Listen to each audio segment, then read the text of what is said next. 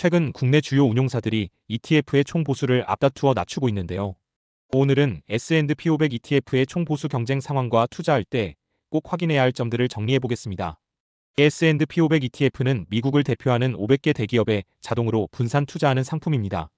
애플, 마이크로소프트, 아마존 같은 기업에 한꺼번에 투자할 수 있는 것이죠. 미국 경제 전체에 투자하는 효과가 있기 때문에 장기 투자를 고려하는 분들이 많이 찾는 ETF입니다. 그렇다면 이런 ETF에 투자할 때 가장 중요한 요소는 무엇일까요? ETF에 투자할 때는 여러 가지 비용이 발생합니다. 그 중에서도 가장 중요한 개념이 총 보수 토털 익스펜스 레이시오, TER인데요. ETF를 운용하는 데 드는 운용 보수, 판매 보수, 수탁 보수, 사무관리 보수 등을 모두 포함하는 개념입니다. 즉, ETF를 보유하고 있는 동안 자동으로 빠져나가는 비용이라고 볼 수 있습니다. 당연히 총 보수가 낮을수록 투자자가 부담하는 비용이 줄어들게 되겠죠. 그런데 단순히 총 보수만 보고 ETF를 선택하면 안 됩니다. 왜냐하면 ETF에는 기타 추가 비용도 있기 때문입니다. ETF에는 매매 중개 수수료 같은 추가 비용이 존재하는데요. 이 모든 비용을 포함해서 투자자가 실제로 부담하는 비용을 실부담 비용률이라고 합니다. 즉, ETF를 선택할 때는 총 보수뿐만 아니라 실부담 비용률까지 고려해야 합니다. 최근 국내 주요 운용사들이 ETF 총 보수 인하 경쟁을 벌이고 있습니다.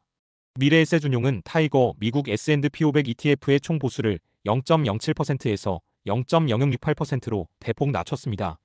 삼성자산운용도 코덱스 미국 S&P 500 ETF의 총 보수를 0.0099%에서 0.0062%로 내렸습니다. KB자산운용은 라이즈 미국 S&P 500 ETF의 총 보수를 0.01%에서 0.0047%로 낮추며 업계 최저 수준을 기록했습니다. 이렇게 보면 KB자산운용이 가장 저렴해 보이지만 실제로 투자자가 부담하는 전체 비용을 따져봐야 합니다. 2025년 2월 13일 현재 기준으로 보면 미래에셋의 타이거 미국 S&P 500 ETF가 실부담 비용률이 가장 낮습니다. 반면 KB의 라이즈 미국 S&P 500 ETF는 총 보수가 가장 낮지만 기타 비용과 매매 중개 수수료가 상대적으로 높아 실부담 비용률은 미래에셋보다 높은 편입니다. 즉, 단순히 총 보수만 보고 ETF를 선택하면 오히려 손해를 볼 수도 있는 것입니다. 그렇다면 투자자는 어떤 점을 고려해야 할까요? 1.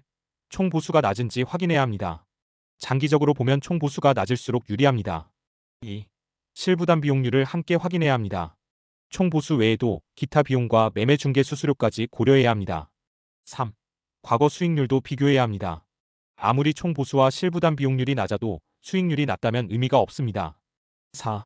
매매 중개 수수료의 변동 가능성도 살펴봐야 합니다. 매달 변동될 수 있는 비용이므로 신중히 따져봐야 합니다.